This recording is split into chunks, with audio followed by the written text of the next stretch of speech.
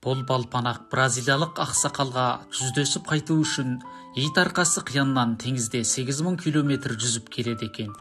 Бұл шетел ақпарат линиялары таласа тармаса мәлімдеген әсерлі әңгіме.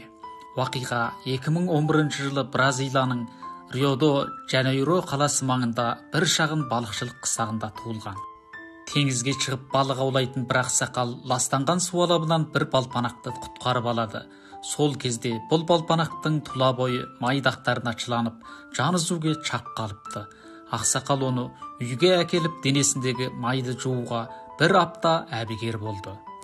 Балпанақ мұнтаздай болып шықты. Ақсақал оны бар зейінімен мәпеледі. Оған Динг-Динг деп ат қойды. Ақсақалдың аялы алақанында Динг-Динг тез сақайып асыр сала бастады. Осы мезгілде екеуі өзара серік болып терең достық орнатты. Шуақты күндер қашанда келте болады ғой. Бірнеше айдан кейін Динг-Дингнің денсаулығы бүкілдей қалпына келді. Ақсақал оны ұлы табиғат құшағына қоя беру ең жақсы тиянық екендігін білетін. Қош айту қимастыққа толы. Ақсақал ақ жол тілеп қоштасып, ол көзден таса болғанша телміріп тұрды. Ол енді бұл сүйкімді кішкентай балпанақты көре алмайды ғой.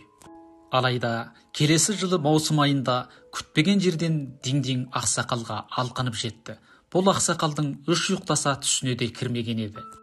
Мамандардың болжауында Динг-Динг Магеллан бұғазыдан келген балпанақ болып, оның қонақтайтын жері оңтүстік Американың оңтүстік бөлігінде болып, ақсақалдың ауылына жеткенге дейін ол кем дегенде 8000 километр жүзеді екен.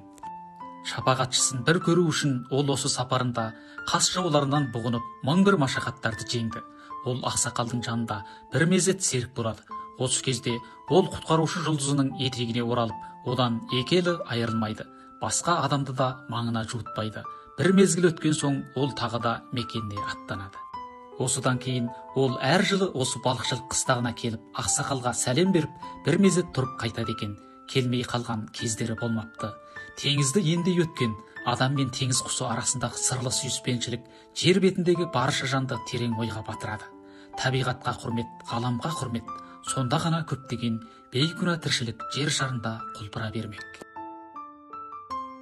Әңгіме көңіліңізге ұнаса, жүрек басып қолдай кетуді ұмытпаңыз.